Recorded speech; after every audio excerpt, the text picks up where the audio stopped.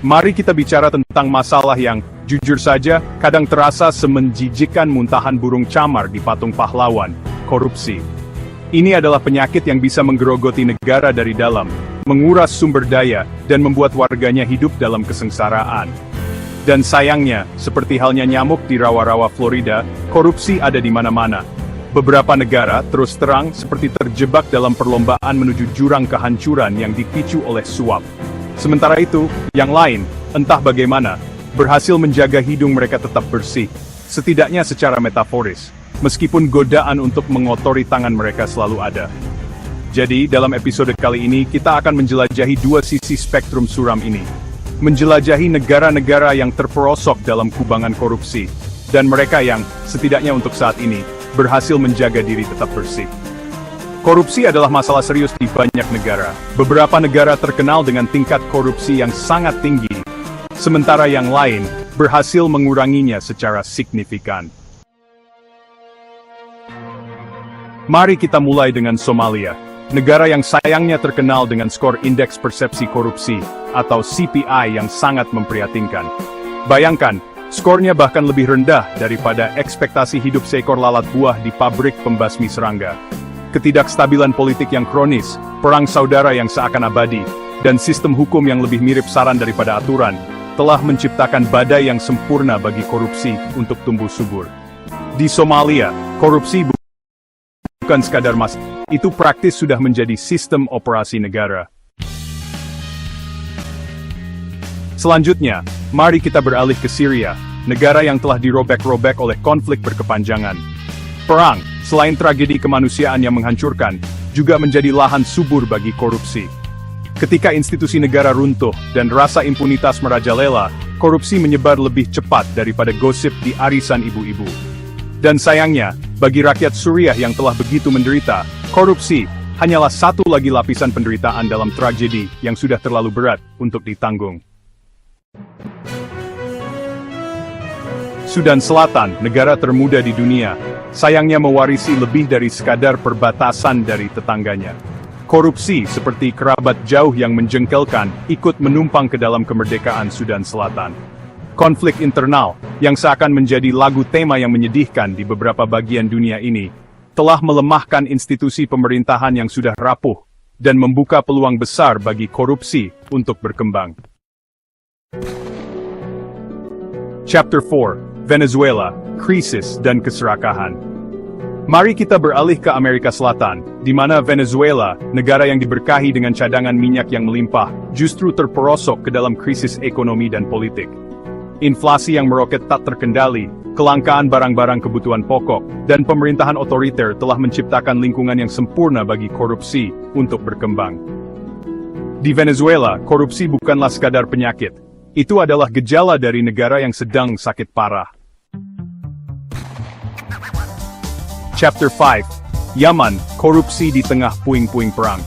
Dan terakhir, dalam parade kemalangan kita, sampailah kita ke Yaman.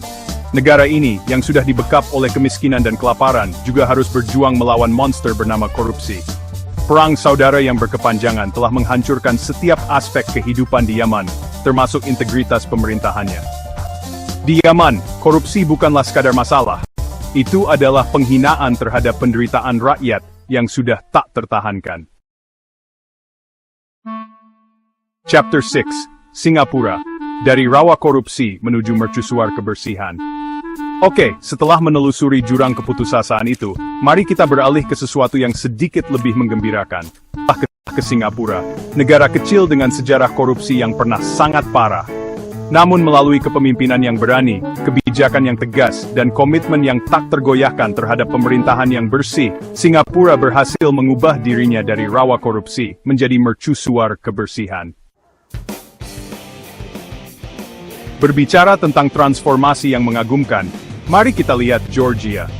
Pada awal tahun 2000-an, korupsi di Georgia begitu merajalela, seolah-olah menjadi hobi nasional. Polisi lebih sibuk mengumpulkan suap daripada menangkap penjahat, dan pemerintahan lebih mirip pasar swasta daripada pelayan publik. Namun, semuanya berubah dengan revolusi Mawar tahun 2003. Pemerintah baru yang reformis menjalankan misi pembersihan besar-besaran, memecat hampir seluruh kepolisian yang korup, dan menerapkan reformasi yang menjangkau setiap sudut pemerintahan. Rwanda, sebuah negara yang pernah hancur akibat genosida, juga menunjukkan bahwa bahkan dalam kegelapan yang paling pekat pun, harapan dapat muncul. Setelah genosida tahun 1994, korupsi menyebar di Rwanda seperti api ring. Namun, di bawah kepemimpinan Paul Kagame, Rwanda memulai perjalanan yang luar biasa menuju pemulihan dan reformasi.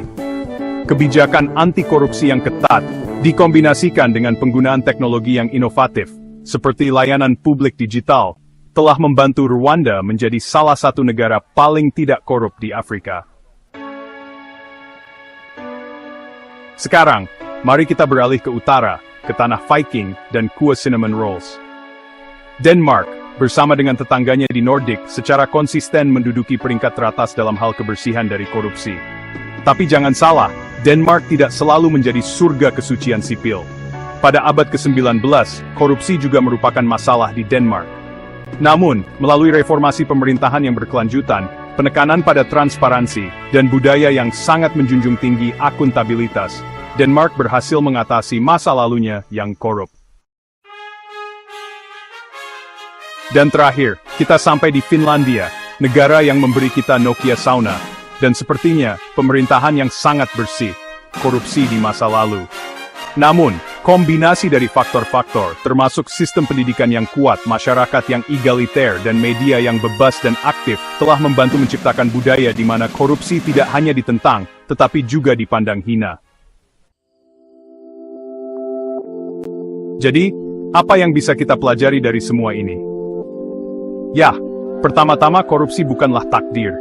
Itu bukanlah kutukan kuno atau bagian yang tak terpisahkan dari DNA suatu bangsa. Negara yang berhasil mengurangi korupsi telah menunjukkan bahwa perubahan mungkin terjadi. Tetapi itu membutuhkan komitmen yang teguh dari atas ke bawah.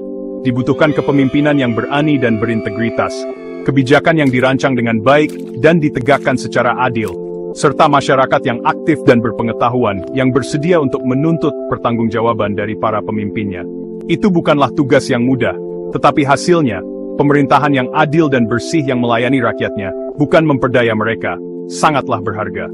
Jadi, pertanyaannya adalah, pelajaran apa yang bisa kita petik untuk Indonesia?